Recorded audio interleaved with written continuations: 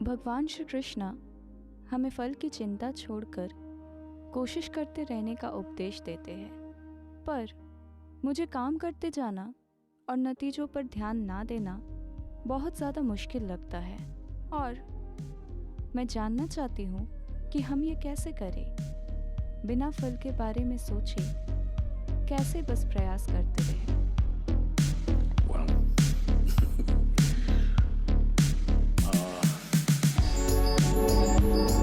मैंने किसी भी शास्त्र को ठीक से नहीं पढ़ा है। ये दुर्भाग्यपूर्ण है, पर मुझे कहना पड़ेगा, मैंने गीता भी नहीं पढ़ी है। पर हम जानते हैं कि कृष्ण के जीवन में ऐसा लोग सोचते हैं कि कृष्ण यानी मक्खन, लड़कियां और बांसुरी। पर आपको यह समझना चाहिए, ये सारी चीजें तब हुई जब वो 16 साल के थे। तो 16 के बाद उन्होंने एक बहुत ही कमिटमेंट भरा जीवन जिया। His commitment was to marry the political process of the day with the spiritual process. गहरा संबंध होता है तब बातें अलग तरह की होती हैं। अगर दो प्रेमी कुछ कर रहे हैं, एक दूसरे से बातें कर रहे हैं, तो शायद किसी को लगे वो लड़ रहे हैं, पर उनका लव अफेयर चल रहा है। तो ये कृष्ण और अर्जुन के बीच एक लव अफेयर जैसा है, क्योंकि वो एक दूसरे को बहुत घनिष्ठता से जानते हैं। तो वो एक खास तरह की भाषा में बोल रहे हैं।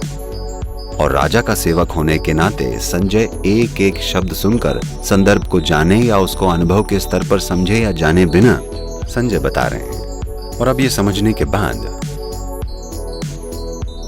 देखिए, मूल रूप से बात बस इतनी सी है, आप जीवन में जो भी करना चाहते हैं, आपके लक्ष्य होते हैं। आप किस तरह के लक्ष्य बनाएंगे? अभी आप यूनिवर्सिटी में हैं, आप किस तरह के लक्ष्य बनाएंगे? जितना आप पहले से जानते हैं, आप उसे थोड़ा बहुत बढ़ा चढ़ा देंगे और सोचेंगे ये आपके जीवन का बड़ा लक्ष्य है। आमतौर पर लोग इसे एम्बिशन कहते हैं, मैं इसे कॉन्स्टिपेशन कहता हूं,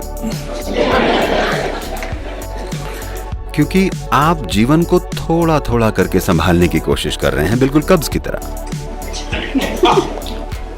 अगर आपका एक लक्ष्य है, तो आपका लक्ष्य कोई बिल्कुल नई चीज नहीं हो सकता। आप जो पहले से जानते हैं, आपका लक्ष्य बस उसका एक बड़ा रूप होगा, है या नहीं? क्या आप कोई ऐसा लक्ष्य सोच सकते हैं जिसके बारे में आप कुछ नहीं जानते? ये कैसे संभव होगा? तो वो क्या कह रहे हैं समझिएगा, कि आपने एक दिशा चुन ली है। आप कोई ऐसा लक्ष्य सोच सकते हैं जिसके बारे में आप कुछ नहीं जानते? ये कैसे संभव होगा? तो वो क्या कह रहे हैं समझिएगा, कि आपने एक दिशा चुन ली है, लेकिन You have to be dedicated to the process. Otherwise, goal will just be hallucination. आपको प्रोसेस को लेकर समर्पित होना पड़ेगा, वरना लक्ष्य केवल एक भ्रम रह जाएगा। अगर आप एक काम कीजिए, ऐसा कीजिए, बस ये वाली सांस मत लीजिए, अगली वाली लीजिए। मैं देखूं तो? मैं नहीं कर सकती। बस यही तो वो कह रहे हैं। वो कह रहे हैं ये कदम ठीक से उठाए बिना आप लक्ष्य के बारे में भ्रमित होने लगते हैं। ऐसे कैसे चलेगा? योग में हम इसे बहुत सरलता से कहते हैं। हम कहते हैं अगर आपकी एक आंख लक्ष्य पर हो तो रास्ता ढूंढने के लिए बस एक ही आंख बचेगी। ऐसा करना बेकार है, बस।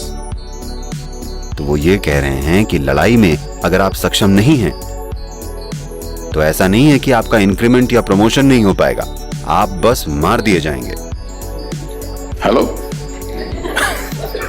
लड़ाई के बीच में अगर आप निकम्मे हैं, तो आपको लगता है आप बस अपने मार्क्स वगैरह खो देंगे? क्या आप बस अपने ग्रेड्स वगैरह खो देंगे? नहीं, आप उसी शाम गाड़ दिए जाएंगे।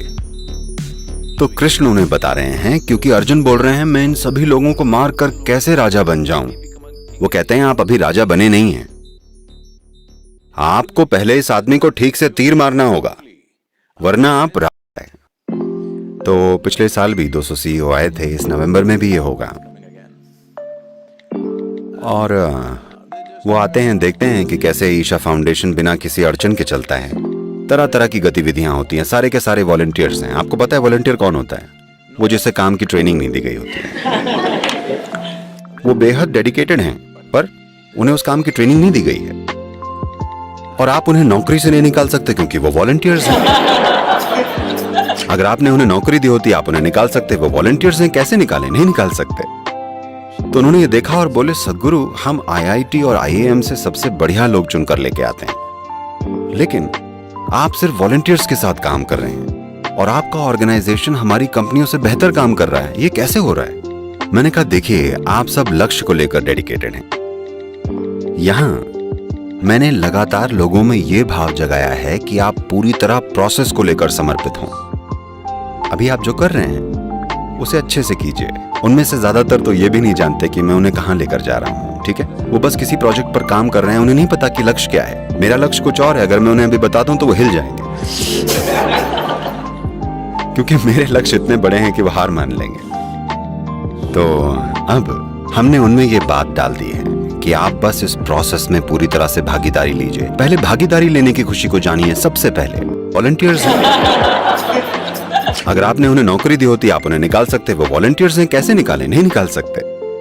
तो उन्होंने ये देखा और बोले, सदगुरु हम IIT और IIM से सबसे बढ़िया लोग चुनकर लेके आते हैं, लेकिन आप सिर्फ वॉलंटियर्स के साथ काम कर रहे हैं और आपका ऑर्गेनाइजेशन हमारी कंपनियों से बेहतर काम कर रहा है, ये कैसे हो रहा है?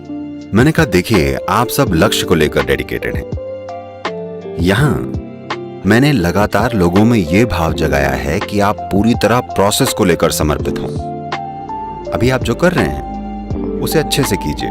उनमें से ज्यादातर तो ये भी नहीं जानते कि मैं उन्हें कहां लेकर जा रहा हूं, ठीक है? वो बस किसी प्रोजेक्ट पर काम कर रहे हैं, उन्हें नहीं पता कि लक्ष्य क्या है। मेरा लक्ष्य कुछ और है, अगर मैं उन्हें अभी बता दूं तो वो हिल जाएंगे क्योंकि मेरे लक्ष्य इतने बड़े हैं कि वो हार मान लेंगे। तो अब हमने उनमें ये बात डाल दी है कि आप बस इस प्रोसेस में पूरी तरह से भागीदारी लीजिए। पहले भागीदारी लेने की खुशी को जानिए। सबसे पहले बिना पूरी भक्ति के भाव को लिए आप जो भी कर रहे हैं, आप अपने जीवन में कुछ भी महत्वपूर्ण नहीं कर पाएंगे। चाहे आर्ट हो, म्यूजिक हो, अध्यात्म हो, राजनीति हो, बिजनेस हो, कुछ भी ले लीजिए। बिना उस प्रोसेस के प्रति समर्पित हुए आप जो भी काम कर रहे हैं, आपको लगता है आप कुछ भी महत्वपूर्ण कर सकते हैं? कृष्ण बस यही तो कह रहे हैं।